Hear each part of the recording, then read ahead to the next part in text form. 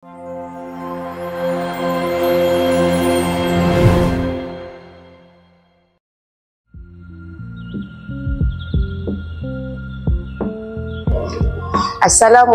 warahmatullahi wabarakatuh dan salam sejahtera. Saya Puan Nurul Huda binti Muhammad Yunus, Guru Besar Sekolah Kebangsaan Konvent Green Lane.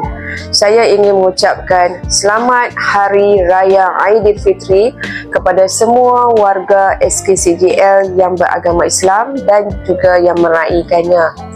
Hari Raya merupakan satu platform yang dapat mengukuhkan hubungan silaturahim antara satu sama lain dan juga kita bermaaf-maafan tidak kira agama dan bangsa. Semoga Hari Raya pada kali ini membawa kebahagiaan, keberkatan dan kedamaian kepada semua pihak. Selamat Hari Raya Aidilfitri. Kami, Barisan Pentadbir dan staf SK Konvent Green Lane ingin mengucapkan Selamat Hari Raya Aidilfitri, maaf zahir dan batin.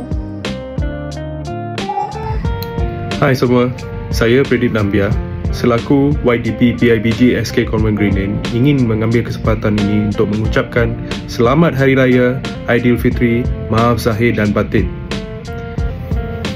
Hari Raya adalah masa untuk kita bermaaf-maafan dan untuk mengeratkan silaturahim antara satu sama lain, meraihkan kemenangan setelah sebulan berpuasa.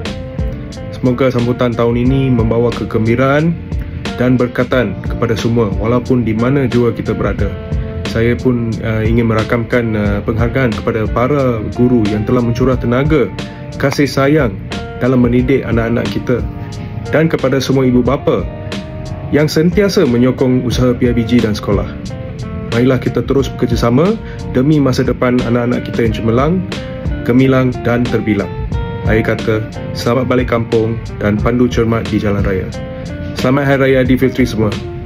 Kami, guru-guru SK Konvent Green Lane ingin mengucapkan Selamat Hari Raya Aidilfitri, maaf zahir dan batin.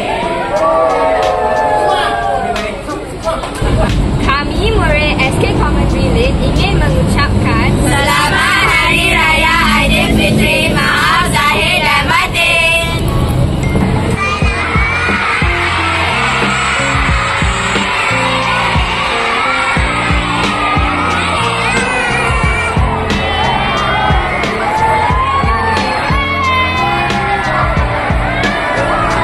Berpuisi dengan hati nurani.